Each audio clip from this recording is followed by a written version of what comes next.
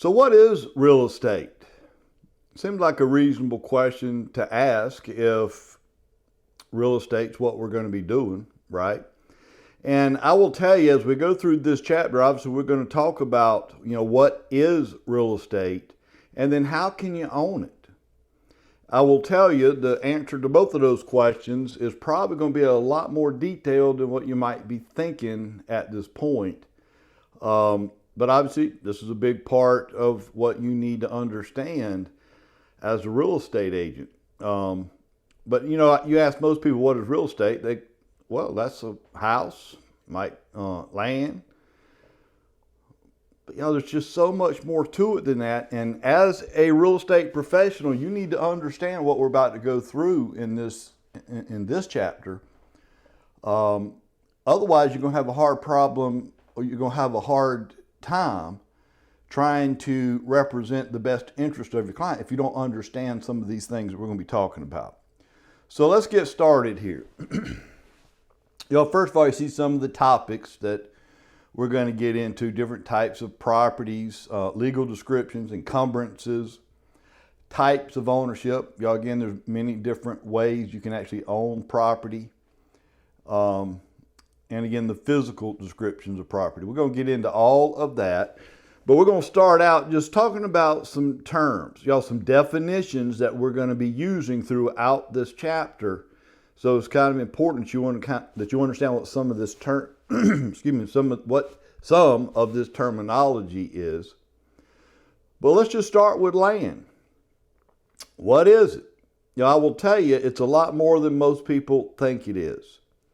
So if you own land, then obviously you own the surface, the dirt, the grass, and whatnot, which is probably what most people are thinking, if not being all they're thinking. But it's more to it than that, because it also indicates that you own the airspace above your land. All of it, is, for the most part, as far as you can go. You own the airspace above your land. We'll talk about why that's important. But then it says you also own the subsurface all the way down to the center of the earth. That was a long ways down. I don't know how far some of you have dug lately, but to get down to the center of the earth, you're going to be digging for a little while. That's a long ways. So think about it. So if you own land, it's a lot more to it than just the surface, obviously, which you also own. But you own all the air above your land and all the way down to the center of the earth, the subsurface.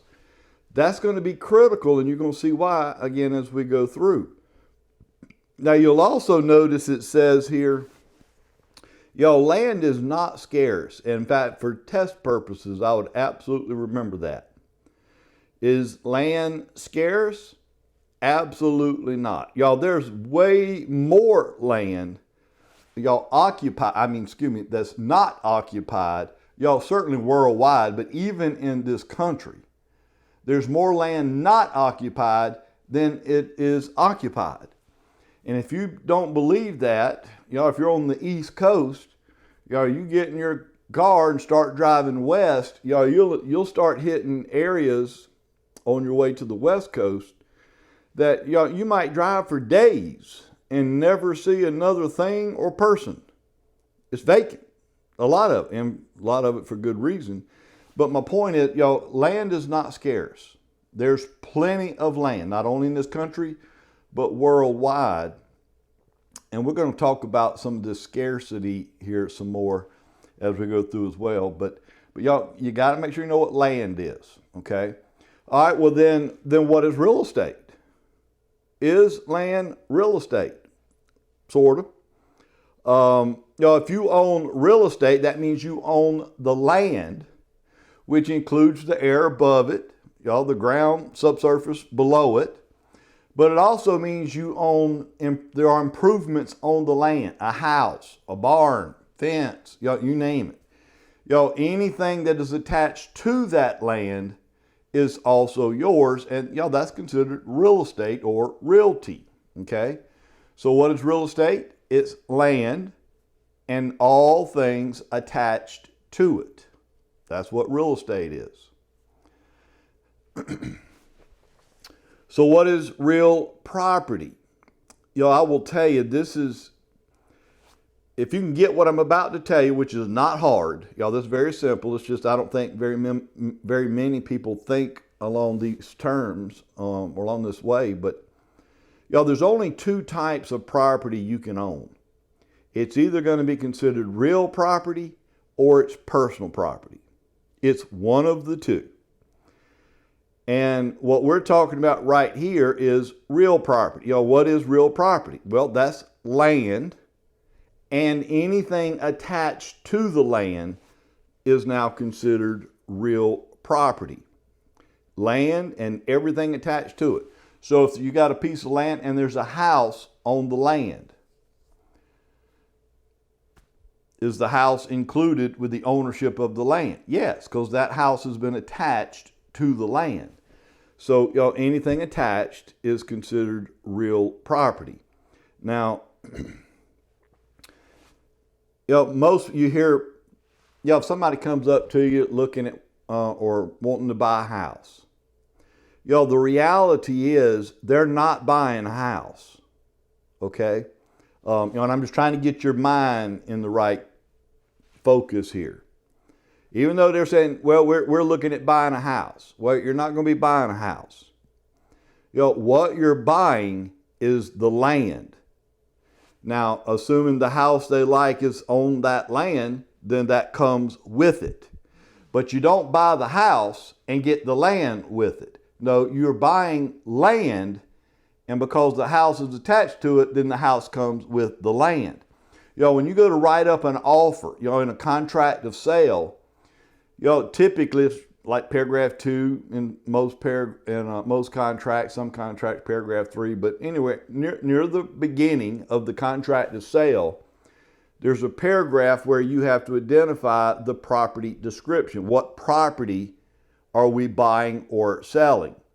And what you'll notice is in the property description, you're describing what? The land. You got an address.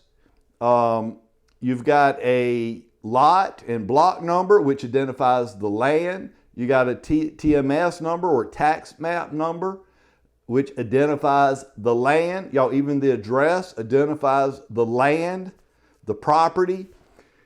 So, just keep in mind, we're buying land. It just seems as though, it is a fact that most people buy the land based on the house that's sitting on the land, right? I'm after the house, not necessarily the land. I want the house, but the land will come with it. But that's not the way it technically works. You're buying land, and the house that's on it comes with it. Okay, so what you're looking at right here are also some physical characteristics of land. You need to know what these are for test purposes, and we'll actually get into here in a little bit what the economic characteristics of land are. But right here are the physical characteristics of land. We know all land is immovable, it's indestructible, and it's heterogeneous.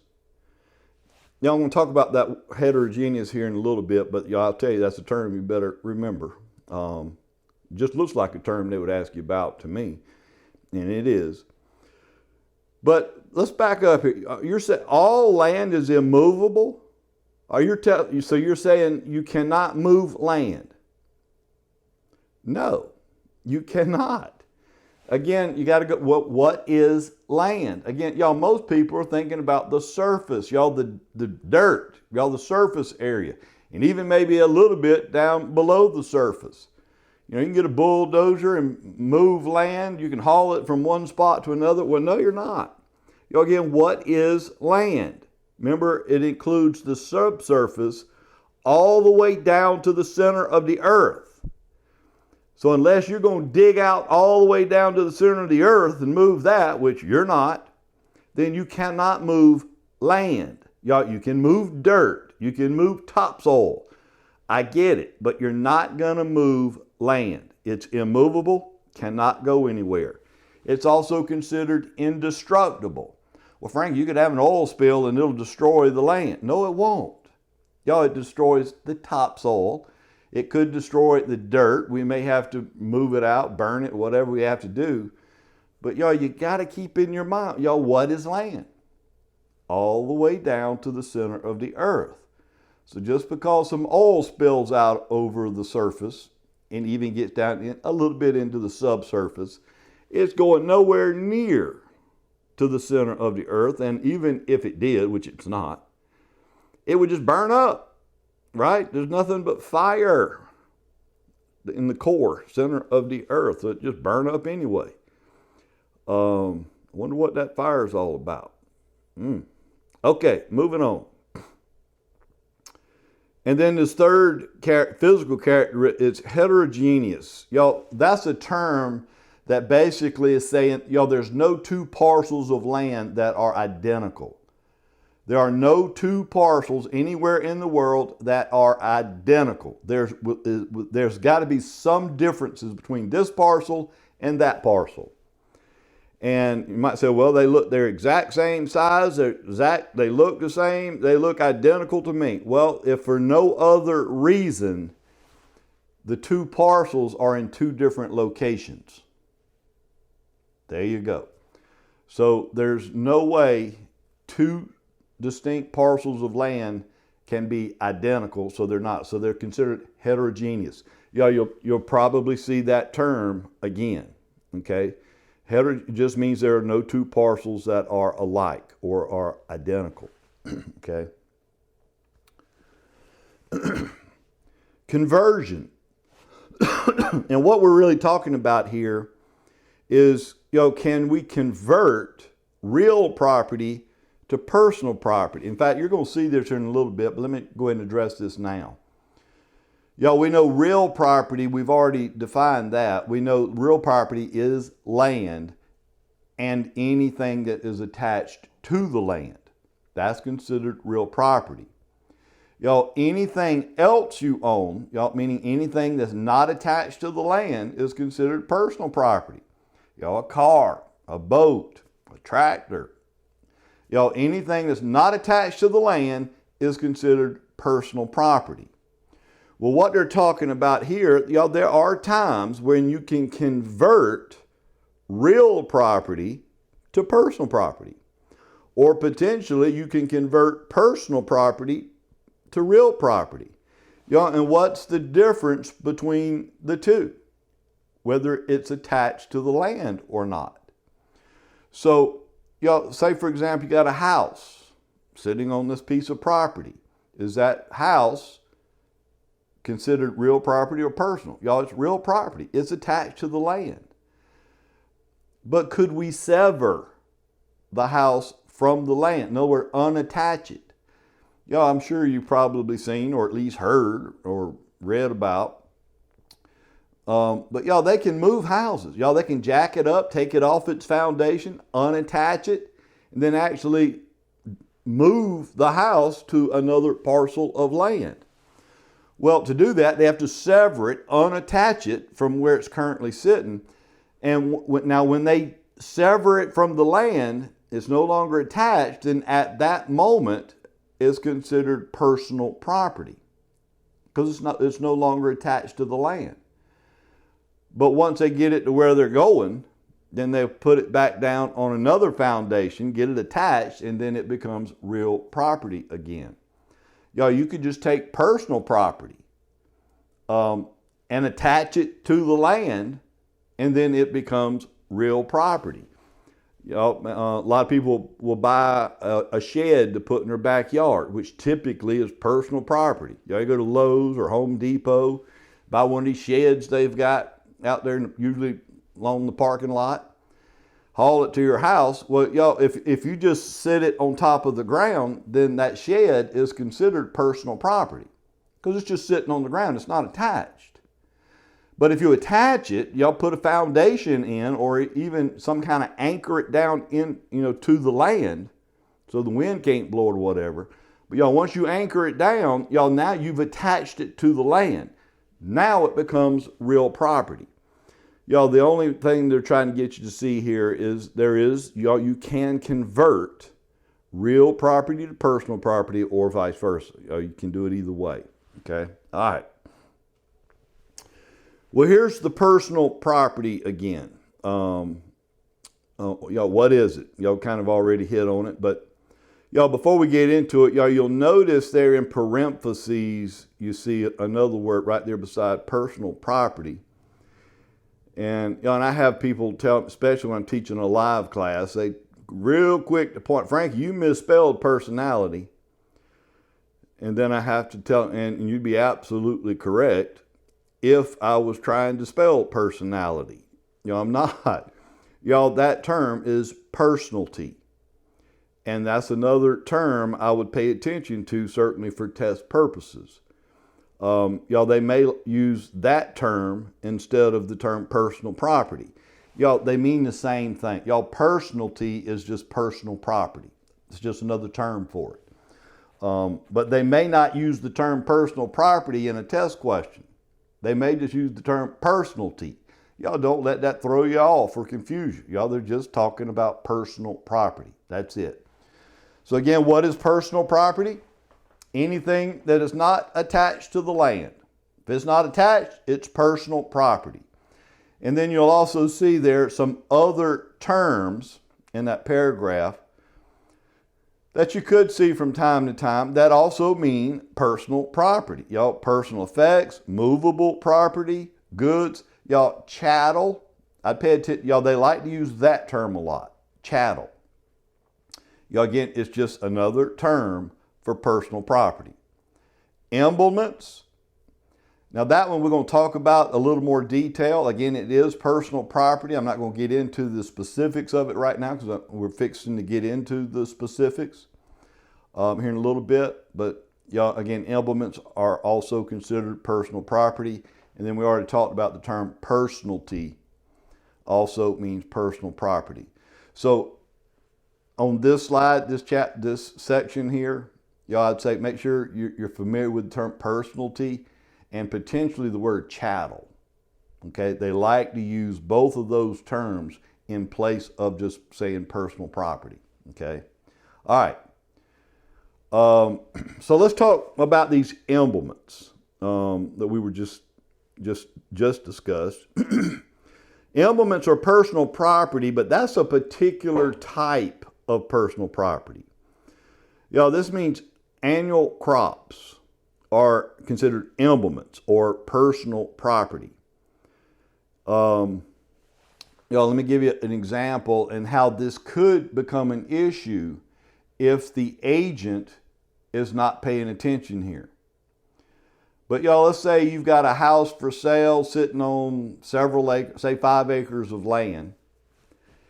And on 4 of those 5 acres, maybe they got something planted out there. Y'all, let's say corn. They got some corn planted out here in the field. But it's all up for sale. Y'all, the house, the whole 5 acres, all of it's for sale. So a buyer makes an offer, seller accepts it, we close. Now the buyer owns the property. Well, who now owns the corn that was planted on that property? And the answer is, legally, it still belongs to the seller. Well, wait a minute. Buyer just bought the buyer now owns all that property. They own the real property. Y'all, personal property does not convey in a contract of sale. We're going to get a lot more deeper in another chapter when we get into contracts on that subject. So I'm not going to get into the weeds too much right here. But what I want you to understand is, like, for example, if you buy a house, do most buyers just assume all the furniture comes with it? No. Y'all, most people understand the furniture is not included. Well, why not? Because the furniture is considered personal property. It's not real property. So when you make an offer and you sign that contract of sale, all you're buying is whatever's considered real property, y'all, real estate. You're not buying personal property. Well, by law, annual crops are considered personal property. So the corn in this case would not convey to the buyer. The land the corn is planted on does, but not the corn itself. So technically speaking, y'all, the buyer would have to allow the seller back on the land whenever it was time to harvest the corn. Okay? And then it would be done. We're done with that stuff. Well, I've had students say, well, who owns the corn when it comes up next year? Okay, well, that corn's not going to come up next year. Y'all, what kind of crop did we say implements are? Annual. Y'all, these are annual crops. Not, I think, crops that produce year after year after year, like a fig tree or an apple tree. Y'all, that's not an implement. Y'all, they produce every year without having to replant. Corn will not come up next year if you don't replant, right? So corn is considered an implement. Yeah, I hope that makes sense to you. I think the perennials is what produces year after year after year. Y'all, that's considered real property. Okay, that's included with the sale. So if they had apple trees and stuff like that, then you know what, buyer, that belongs to you. But if it's an implement or an annual crop, that still belongs to the seller. Y'all, technically and legally speaking. Y'all, the reason I even want to bring this up, one, I want to make sure you know what implements are, but when you're practicing real estate, y'all, you got to be aware of this kind of stuff, whether you're the buyer's agent or the listing agent. First of all, if I'm the listing agent, that's going to be a question I'm going to be asking the seller right off the top. Now, this corn you've got planted out here, if we should sell the property before you harvest the corn, are you planning on just leaving the corn here for the buyer, or are you planning to come back to harvest it when it's time to harvest? Yeah, I want to know what the seller's intent is. Now, legally, can they come back and get it? Absolutely. But I want to know if that's their intent, y'all, because a lot of times they might say, you know what, forget it. I'm not worried about it. They can have it. I just want to get out of here. And then so be it. But then if you're the buyer's agent, you want to make sure the buyer understands that legally that corn is an implement and does not convey. So wouldn't you want to try to discuss this when you're negotiating the sale of the property? Just note legally, y'all, if they're absent any other agreement, who owns that corn after closing? The seller. Y'all, that's critical to understand that. But having said that, y'all, the buyer and seller can agree to anything they're willing to agree to. So obviously, could the seller say, look, I don't care about the corn, you can have it, and so be it. But y'all, you'd want to get another agreement to that effect. Because y'all, if you don't address it, just know legally it still belongs to the seller, y'all, because that's an implement or personal property. All right.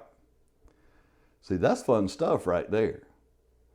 You go talk to Sweetie Pie about that, I'm telling you, they're going to be impressed with your real estate knowledge. Okay.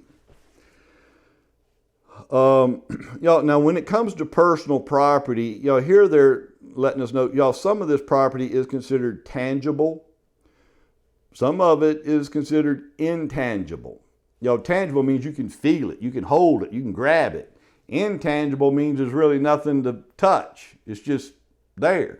You know you own it, but there's really nothing there to grab. Y'all, just for example, if you own a car, y'all, that's tangible personal property. But if you own stock in the stock market, y'all, you do own something. It's not attached to the land, so it is personal property, even though there's nothing that you can really grab, right? Maybe you own a copyright to something. Y'all, it's still a right you own, but it's not something you can just hold on. I mean, you can grab. Y'all, these are considered intangible. All right. In fact, it says here there's no physical existence. Pretty good wording there. Y'all make sure you know the difference between tangible and intangible. But now let's talk about improvements. Y'all, improvements are any additions you make to the land that obviously would increase the economic value of the land. Y'all, obviously, if I own this vacant land and I build a house on top of it, does that increase the value of the land? Yes, because now there's a $300,000, $400,000, $500,000 home I just built on it. So that's increased the economic value. Then that house is considered an improvement. Y'all, if I dig a well, y'all, for water, that's an improvement. If I pave the driveway, y'all, that's an improvement. Put a fence around the property, that's an improvement. Y'all, again, anything you add to the land to create more value is considered an improvement. That's all we're talking about there. So obviously, when you're actually buying real estate, again, what are you buying? The land, but that would include any and all improvements that have been made to the land. Y'all, the house, whatever, okay? All right. And now we take a look at the fixture. Y'all, fixtures are personal property that's been attached to real property. Y'all, this is one of these examples of conversion again, where, say, you go buy a bookshelf, from wherever you buy a bookshelf from. You buy a bookshelf, set it up in your house, and then to make sure it doesn't fall over, sometimes, if you got a big bookshelf, maybe go to the ceiling, to the floor, you may screw it or bolt it into the wall. Y'all, once you've attached it to the house, it's now considered a fixture, and fixtures are also considered real property. So again, once you've attached it, it becomes real. That's what a fixture is. Y'all, and I'm just going to tell you, this is probably one of the number one reasons when a contract of sale falls apart and we don't close. Y'all, believe it or not, it's usually over disputes like this, y'all, over fixtures. So way too often buyers make an offer thinking that it would include something they saw or liked in the house, and thinking they're going to get it, y'all, it's going to stay with the house. But the seller's not thinking that at all. They're thinking, no, that's coming with me when I leave. And then we have a dispute, and I mean, even to the point where they'll just terminate the contract. And y'all, and that's a shame. That's a shame. So, one of the things I like to do anytime I list a house for sale, I pretty much just grab the seller by the hand and say, hey, look, let's walk through the house. Take me on a tour. And, and I'm looking for things. And now look, I've been doing this for a while. So some of this you're going to have to learn through experience, okay? But you can also learn it either by what I'm telling you or listen to what hopefully your broker in charge will help you out with this kind of stuff. But y'all, just from my experience, I just know there are certain things, if I see it in a house, even though in my mind I know legally whether it's supposed to stay or go, the problem is a lot of times buyers and sellers don't know whether it's legally required to stay or go. Like, what are you talking about? Well, just for example, y'all, say this house has a formal living room, which is really not that common nowadays. I don't know if y'all have noticed that. Y'all, back in the day, formal living rooms were a big deal. Now it's considered wasted space for the most part, so you don't really see a lot of formal living rooms, but they're still there. But a lot of times you'll walk in that formal living room and you'll see where they've got a really nice chandelier hanging down over the table. Y'all, it's really nice. Now, look, that chandelier is attached. That's part of the house. So the buyer has every right to expect that chandelier to be there when they move in. But I'm just telling you from experience, you better ask the seller, And I do. Seller, look, that's a really nice chandelier here. Just so I know, are you planning to leave that chandelier, or are you planning on taking it with you when you move? And and I'm telling you, a lot of times you'll hear something like, "Oh, Frankie, no, I can't leave that here. That chandelier's been in my family for 10,000 years." Well, first of all, we know that's nonsense. But anyway, it's a family heirloom, I guess. But they want to keep. They don't want to leave that chandelier. Okay, well then, seller, here's what we need to do. Before we put the house on the market, you need to take that chandelier down, get rid of it, get it out of here, and then obviously put something back up in its place.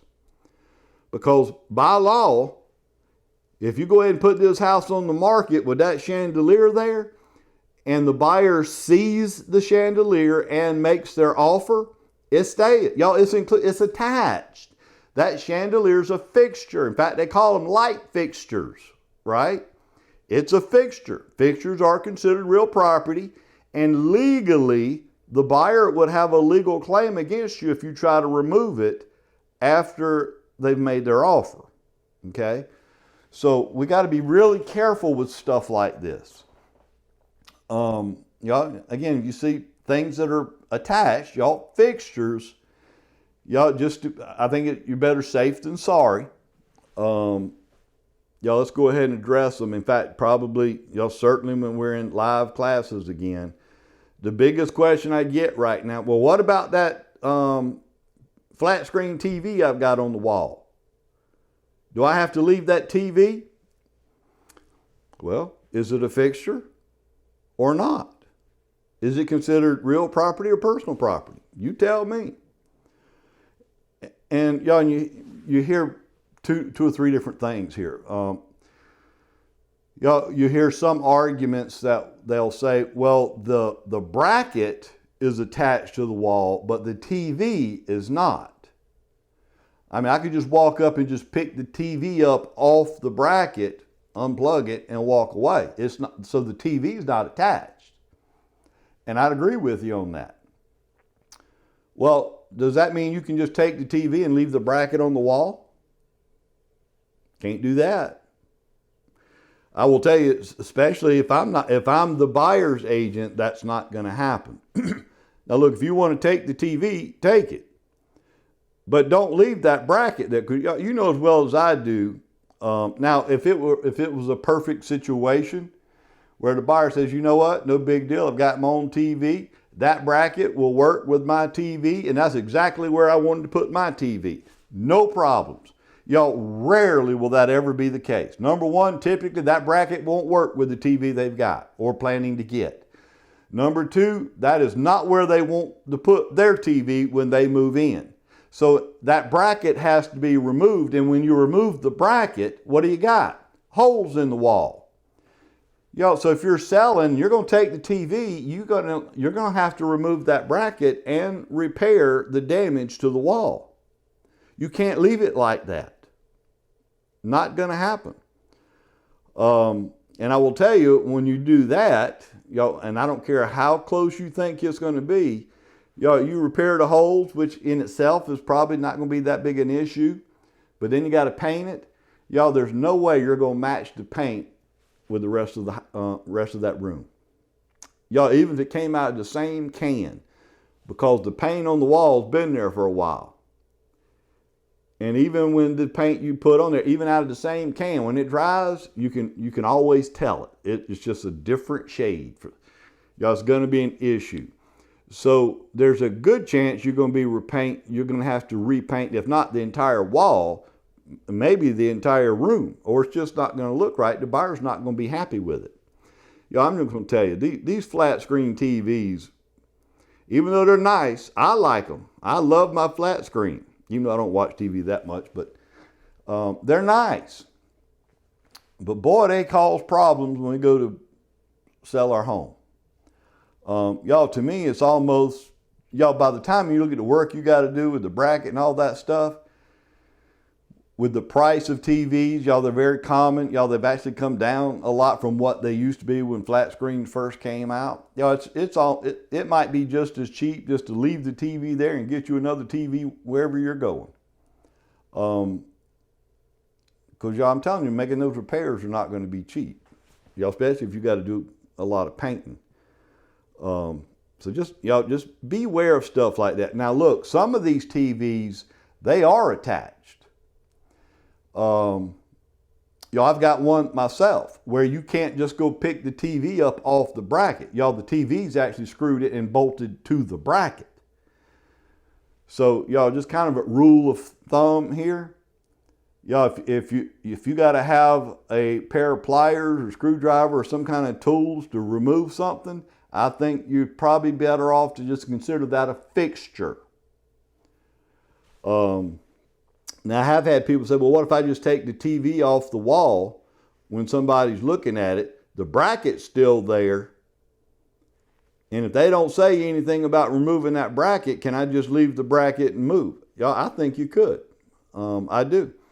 Y'all, the buyer saw it. They see there's no TV there. There's just a bracket. And if they don't say anything about removing that bracket, then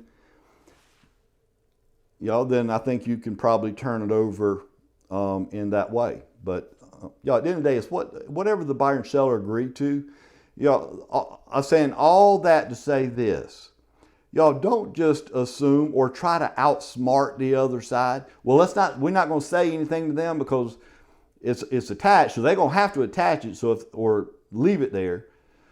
But if they try to remove it, then we'll throw the law at them and so forth. Y'all, that's not a good idea. That is not the best way to practice. Okay? I just think we all need to be on the same sheet of music to try to avoid these kind of issues down the road. Y'all, even if I'm representing the buyer, I just ask them, just seller, are you planning to leave this? Or are you planning to take it with you? Y'all, just so we know.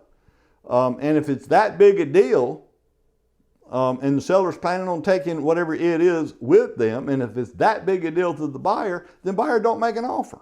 Don't buy the house. And there's been many times the sellers come back and say, well, I thought you were going to make an offer. Well, we were until we found out you weren't going to leave whatever. And then they'll come, all right, well, we'll leave it. You buy the house, we'll leave it. Just things work out. But if you don't address this kind of stuff up front, it's just going to be a nightmare. I promise you it will. Y'all, just address it up front before you get under contract. Okay. But that's what a fixture is. Next thing we're looking at are there's 4 tests of a fixture. So if you're trying to figure out, is this actually a fixture or not?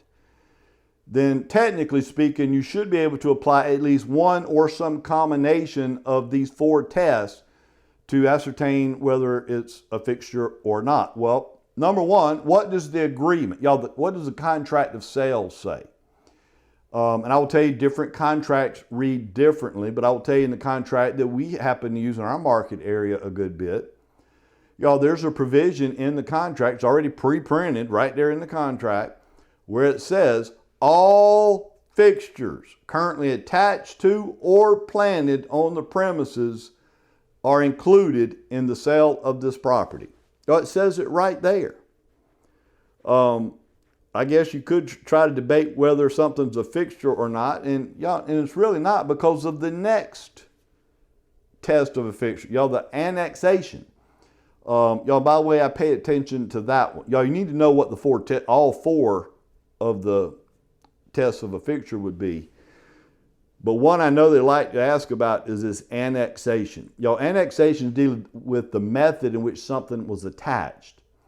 Meaning if whatever it is you're debating over, if it's attached to the house, which we know the house is real property because it's attached to the land, then it's a fixture. Period. End of discussion. It's attached. I don't even know any other better way to explain that. If it's attached, and for you to take it with you, you'd have to unattach it, which means unscrew it, unbolt it, pry it loose, whatever, then you know what? You're doing something you shouldn't be doing, seller. Once it goes under contract, you have to leave it. Okay, so that's why if you're the listing agent, go over this kind of stuff with the seller. One, just make sure they know what a fixture is. And then say, is there anything here that is currently attached that would require you to unattach it before you can move it? Is there anything like that you're planning on unattaching and taking with you? And if it is, we need to go look at it and address that right now. You want to do that before the buyer sees it. Meaning, you need to address all this stuff before you put the property on the market. You got to look for this kind of stuff. Okay. And then the third test is adaptation. And I'll just tell you, adaptation all by itself is a little bit tough. But just to give you an example, and really, I'm going to give you a couple examples, and both of these, because they were so common an issue there for a while, we actually put that in our contract to sale to try to eliminate this issue, but it's still a pretty good example. But say you have a garage doors, and you have a remote garage doors. And most people that have that, they'll have like the remote, like on the visor in their car. So as they're pulling in the driveway, they can hit the remote, the garage door open, they can pull on in. Well, obviously that remote is personal property because it's not attached to anything. However, if I'm buying the property, I would want you to leave the remote, even though it's personal property, because that affects how I can use how I can use what you're leaving with me. I can't open the garage door from my car without the remote, right? So I would expect you to leave the remote, even though it's not technically considered real property, but because of how it adapts and how it affects what you can do with or how you can use what's being left, then that should be included with the sale. So again, if I'm the buyer, I want the remote so I can get into the garage. And two, once I own it and you no longer own it, I don't want you to have access to the garage, right? So I want you to leave the remote. Just stuff like that, okay? Really needs to be addressed. And then, the last of the, what was the intent? And I will tell you, when this one comes into play, typically it means you're in a courtroom where one party's suing the other over whether something should have stayed versus whether it should have gone. The judge is now going to try to determine, what was the intent between the parties? Was the intent for it to stay, or was it the intent for it to go?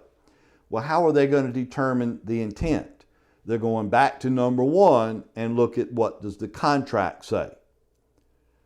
And I already told you what probably most contracts of sale say. Now, how the exact verbiage, I'm sure will differ from one contract to another. But typically there's some kind of verbiage that would indicate fixtures are staying. And if there's no other agreement to the contrary, then guess what? The judge is going to say, well, the intent was for it to stay. Says it right here in the contract. And there's nothing to indicate, seller, that you were going to take it down, nor does it indicate the buyer was okay with you taking it down. So bring it back and put it back where it was. Anyway. All right, so those are the test of a fixture. But then we look at this trade fixture. Now, be careful here, especially for test purposes. Trade fixtures are different than fixtures. There's a difference between fixture versus trade fixture. So, trade fixtures, again, are personal property that's now been attached to real property by a tenant leasing commercial space for their business or trade. Now, I got to make sure you caught several things I just said there in that definition. Number one, is personal property that was installed or attached by who? A tenant. On what kind of property? Commercial. Where they're doing their business or trade, where they're conducting business from. Then that's considered a trade fixture. I have somebody in the live classroom say, well, what if I have a tenant in my rental property and they attach something in the house? Does that now belong to me? That's not a trade fixture. There's some issues with that, but I'm not getting into that right now. That is not a trade fixture. It may be a fixture, but it's not a trade fixture. A trade fixture is something you use that you need in your business or trade. Just for example, where our school is located, where we actually have classrooms and so forth, we lease that space. I don't own that building, but we lease it. But in the classroom, I've got a number of things that I've attached to the wall, because we need it. Like we got a very large flat screen TV, to show PowerPoint slides and stuff like that. We put, whiteboards and stuff on the wall, because we got to write stuff from time to time. But that's considered a trade fixture. I need those things in my business, right? Now, why is this a big deal? Because, when you attach that, or if I attach that whiteboard or flat screen TV on the wall, who now owns that property? Is it me as the tenant, or now does the property owner own it because I've attached it? The tenant still owns it because it's a trade fixture. Now, here's what's critical to understand and remember for test purposes about this. Say my lease is getting ready to expire, and I'm not going to renew it. I'm going to move out, or I'm relocating, whatever. Then, the way the law reads, if I want to take that whiteboard and flat screen TV with me, then I have to unattach it, remove it from the wall. Obviously, I have to repair any damage I cause to the wall.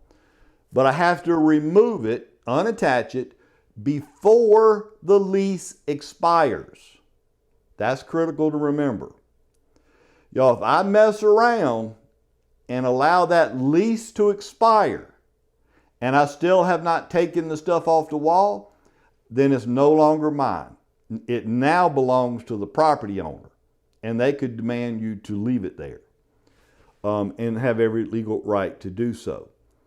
But as long as I put it there and take it away during the term of the lease, I'm good.